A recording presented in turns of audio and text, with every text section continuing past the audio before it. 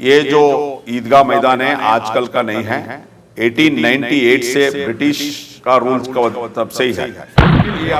ये जो जजमेंट आता है मुस्लिमों का फेवर में आता है, ईदगाह है। इसमें सिटी म्युनिसिपल कोई भी इंटरवेंशन नहीं करना है और ये जगह सर्वे नंबर 40 गुठली देकर 5 गुंटा जगह ये कंप्लीट मुसलमानों का प्रॉपर्टी है, ईदगाह है। ये जजमेंट 1956 में आता है। इसका इस प्रेस कॉन्फ्रेंस का बहुत अहम यही है क्योंकि हाई कोर्ट ने जो एक जजमेंट सिंगल बेंच का एक जजमेंट दिया था कि इधर एज इट इज़ इसको जो ईदगाह है उसके लिए करना है बोलकर, उसका बावजूद गवर्नमेंट अपील जाकर है। अपील जाने के बाद हाई कोर्ट का डबल बेंच ये दिया है कि इधर कोई भी डिसीजन गवर्नमेंट ले सकती है।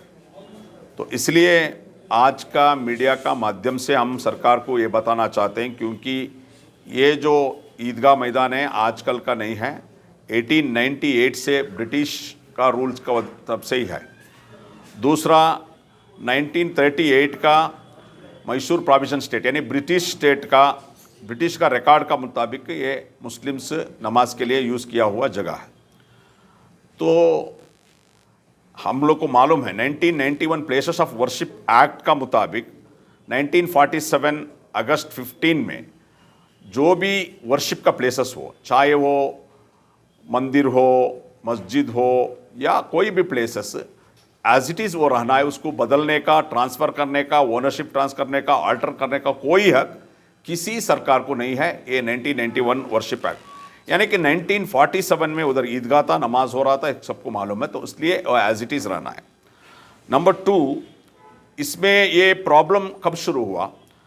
1955 तक कोई भी, चाहे वो उधर उस समय टाइम का सिटी म्युनिसिपल कॉरपोरेशन हो या गवर्नमेंट ऑफ कर्नाटका हो, कभी भी उधर एक ये हमारा जगह बोलकर क्लाइम नहीं किया, कुछ भी रिकॉर्ड्स फाइल नहीं किया।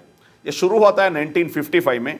1955 में सिटी म्युनिसिपल कॉरपोरेशन एक स्कूल बनने के लिए जब जाते हैं तो उस टाइम में उधर का जो मुतवल्ली रहते हैं, ईदगाह का मुतवल्ली, इंग्लिश रिकॉर्ड्स में उनको मैनेजर खाजी कहा जाता है, रुकमुल मुल्क अब्दुल वाजिद साहब जो उधर का मुतवल्ली रहते हैं, उन्होंने सीएमसी को ये बताते हैं कि कॉरपोरेशन को आप स्कूल बनना है तो दूसरी जगह में बनो, ये क्योंकि एक ईदगाह है, नमाज का जगह है।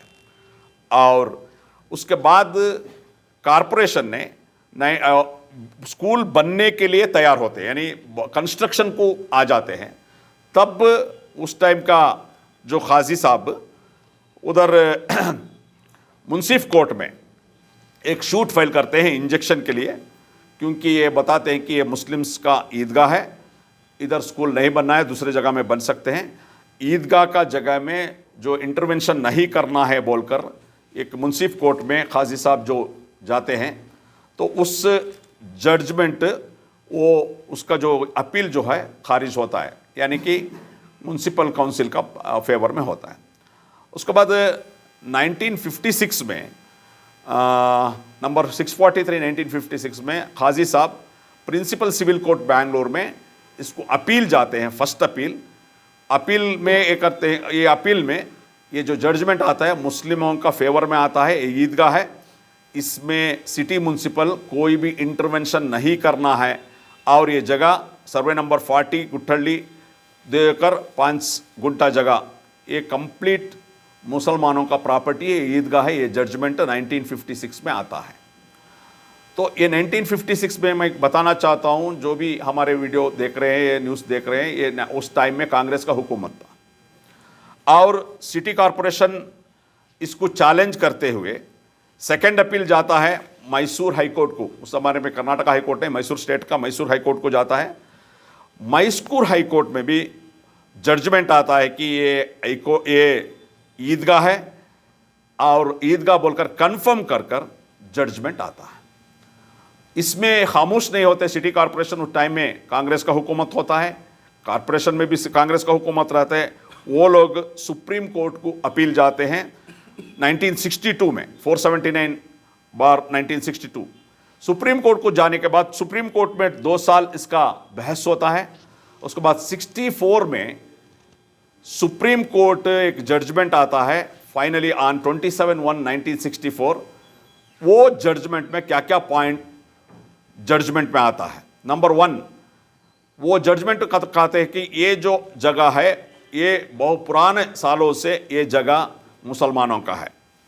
सेकंड, पहले से भी ये जगह का जो कब्ज़ा होता है या इसका जो वॉनिश होता है, ये सब कोई भी बिना कोई यानी ऑब्जेक्शन से ये मुस्लिम समुदाय, मुस्लिम कम्युनिटी इसको यूज़ करते हैं, ये मेंशन करता है। तीसरा, बहुत पुराने ज़माने से अब तक ये जगह का यूजेज जो होते हैं वो एक ही जैसा होते हैं, वो ईदगाह है, नमाज के लिए यूज़ होते हैं।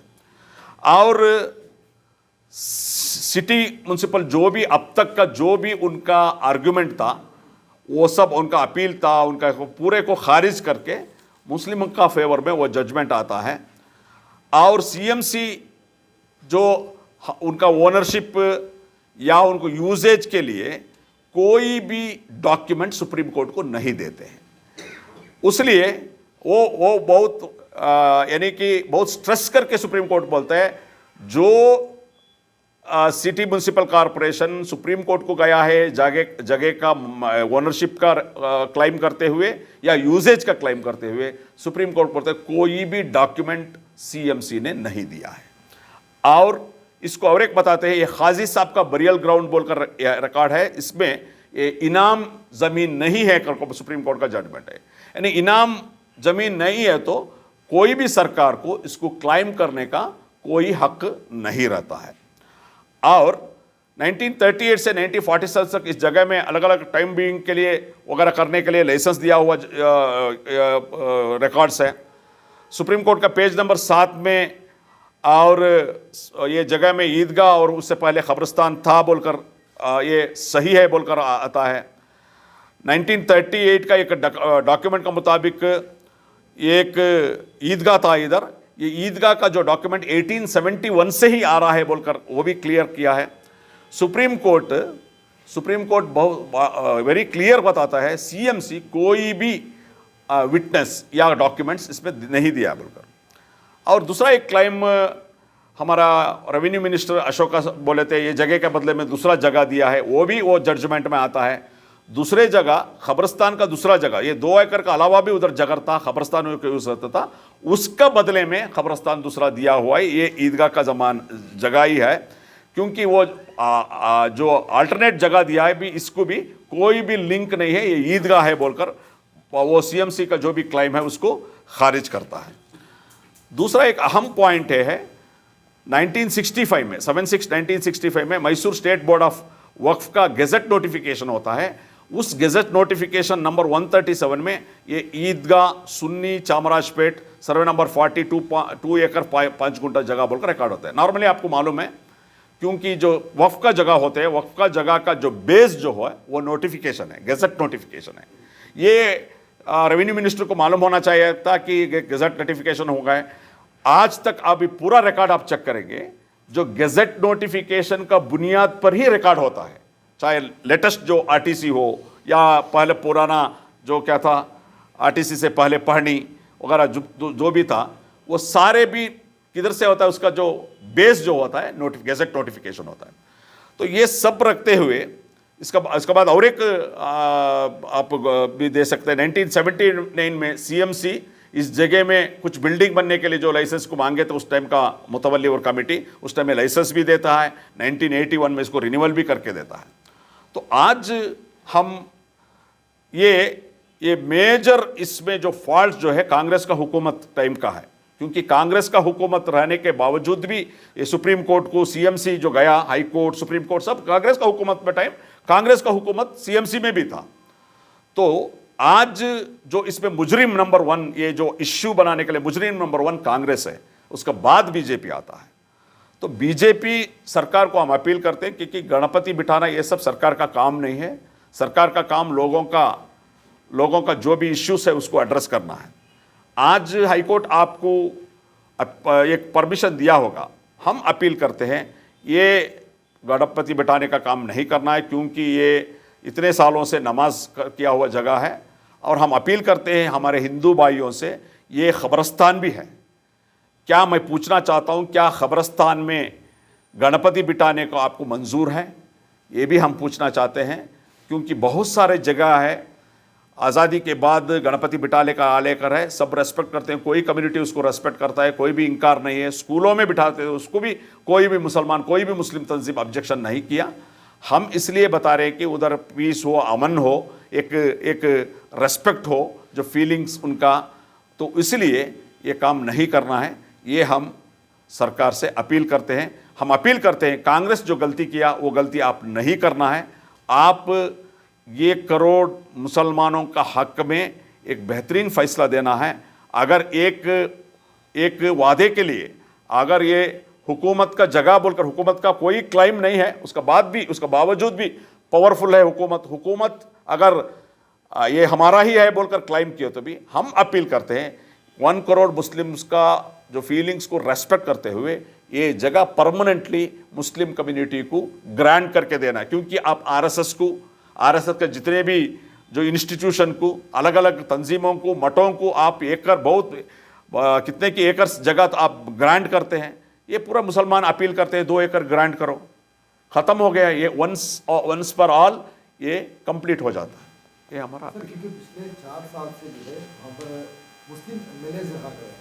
आप बार बार जो है कांग्रेस की तरफ जो इशारा कर रहे हैं, मुस्लिम एमएलए ने भी जो है इस मामले को सॉर्ट आउट करने की यही कोशिश की। तो इसमें हम लोग को ये जानकारी है, अभी हाई कोर्ट में गए, अभी सुप्रीम कोर्ट को, और जो कमीशन यानी कॉरपोरेशन के साथ जो भी डील करते थे एमएलए का लीडरशिप में होता था बोलकर मुझे समझ में आया।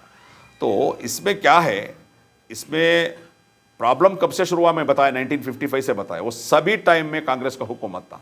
अगर कांग्रेस हुकूमत अगर चाहते तो इसको चालू कर सकते थे। 5 साल का सिद्धरामैया जी का हुकूमत था, उस टाइम में भी चालू कर सकते थे। तो ये चालू नहीं किया है। अगर वो टाइम में अगर वो करते थे, ये सब रिकॉर्ड चेक करते हुए, अगर मेरा क्वेश्चन ये है, पिछले 4 टर्म से यानी लगभग 20 साल से पर्टिकुलर उस इलाके में मुस्लिम एमएलए की क़ियादत चल रही है, क्या उन्होंने इस मामले को उनकी सरकारों में सॉर्ट आउट करने की कोशिश नहीं की? नहीं, ऐसा नहीं बोल सकता कोशिश नहीं किया बोलकर। अलग अलग अभी जो कोशिशें हो रहे हैं उन्होंने ही लीड कर रहे हैं। अब तक हम लोग इसमें इन्वॉल्व नहीं थे, आपको मालूम है, उन लोग ही सर्व करते थे। मगर कांग्रेस का हुकूमत रहने के टाइम में ज़मीर अहमद खान साहब भी इसको ट्राई करके आराम से कर सकते थे। हुकूमत भी अगर चाहते तो आराम से इसको इशू को कर सकते थे। और ये अलग अलग इश्यूज़ में जो आने वाले ये जो मुस्लिम कायदीन कोई भी अलग अलग इश्यूज़ पे जाते हैं। ये लोग कहते हैं एसडीपी को बैन करना, पीएफआई को बैन करना बोलकर, कोई भी यानी रिलेशन नहीं है, पब्लिक का रिलेशन है, ऐसे इश्यूज़ पे जाते हैं। क्यों ये लोग बैठ के, मुस्लिम कायद सब लोग बैठ के ये सॉल्व नहीं कर सकते थे? ये मेरा क्वेश्चन है।